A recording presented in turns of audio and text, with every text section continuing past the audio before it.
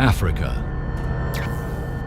a continent cloaked in mysticism.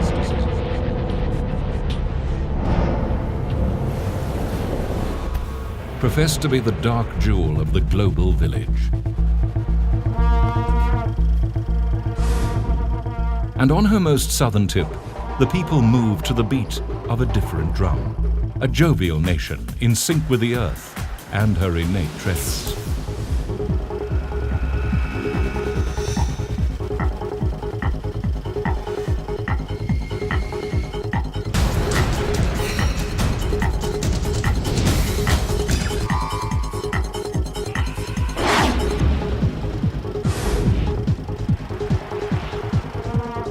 European researchers can access South Africa's assets through research and innovation programs and exploit their individual capacities collaboratively in an attempt to generate new knowledge related to fields of mutual interest. We have the southern skies, so astronomy is a geographical advantage. As you're aware, we have the Southern African Large Telescope where research is conducted, and we are more recently bidding for the Square Kilometre Array project. We also have the Southern Oceans, where a number of expeditions that take place in Marion Island are launched from South Africa. We also have paleosciences, and South Africa is known as a cradle of humankind, as you can see from our recent fossil finds. We also have a huge biodiversity in terms of our flora and fauna. So South Africa, in general terms, as a location to do research, is attractive not just to Europe, but to the rest of the world. Opportunities in research fields of international dimensions arise from research collaboration based on the availability and attractiveness of the programs. The project ensures that researchers are aware of research collaboration between Europe and South Africa by providing useful feedback to the South African-European Union Joint Science and Technology Committee. SACSIS is a project funded by the European Commission's Directorate General for Research under the 7th Framework Programme.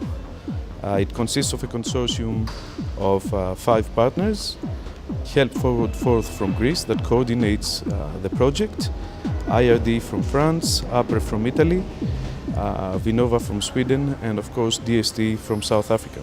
One of the things we've realized is the best science development comes out of collaboration, and that international collaboration is absolutely important. And South Africa wouldn't be beginning today. We collaborated with the NASA scientists and astronomers many years ago, so we've got an established tradition. DST is a major partner in the project to market South African research and innovation programs in Europe and to tell Europeans about programs that they can participate in South Africa. And so, as DST, we see this project as an opportunity for us to reciprocate what we have been getting from collaborating with Europe over the years. The NRF manages 7 such facilities that can be clustered into 3 different types. The first being the nuclear cluster, the second being the astronomy and geosciences cluster, and the third being the biodiversity conservation and environmental observation cluster. Itemba Labs focuses on increased training, human resource development, international collaborations, especially with Africa, and the science and technology profile of South Africa. The South African Astronomical Observatory is the national centre for optical and infrared astronomy in South Africa. Its prime function is to conduct fundamental research in astronomy and astrophysics by providing a world-class facility and by promoting astronomy and astrophysics. Through devising a vastly superior spherical aberration corrector and a variety of other innovations, SAAO has contributed to the high technology content of the Southern African Large Telescope. SALT has been designed to work at very short wavelengths, whereas these days there's a tendency to work at longer wavelengths in the infrared. We're specifically concentrating in an area down to the atmospheric cutoff in the ultraviolet, which is fairly unique in telescopes in general, and in particular large telescopes. South Africa views biodiversity not only in plants and animals, but also in the economy and the lives of people at community level.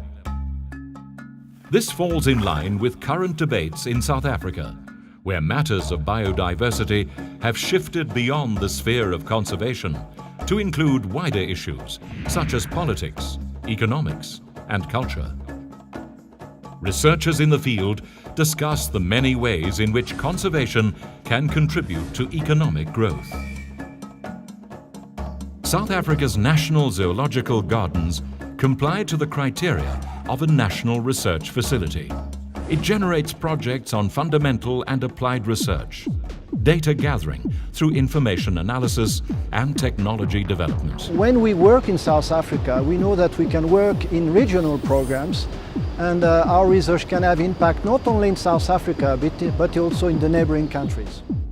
Of course, there are a number of collaborations that take place at the higher education institution levels. We have 23 universities in South Africa, and a number of researchers collaborate with their European counterparts on a project-by-project basis.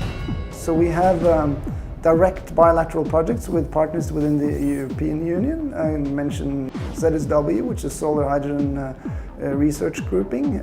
We do work with them on fuel cells, and we basically have lined up 2-year projects where we build things together, and we do exchange of research, and of knowledge in the projects themselves. As I say, when I arrived here from Italy, I was very pleasantly surprised by the quality of the facilities that are available, not only in the university but in the different research centers. So I really think that there is a lot of opportunities in the country now to establish a very important collaboration and research activity with Europe. 5-axis machining is ever increasing. It's been around for a number of years, probably over a decade, maybe even a decade and a half.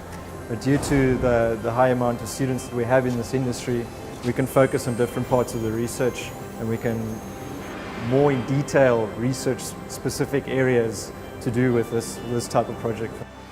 I think what is very appealing as well is that the change that we can make in a country like South Africa or other African countries is so much more than what you can do overseas. Because the developed world has so many facilities already, the added value of your research is less than the added value in Africa. South Africa has very good capability in research and development facilities.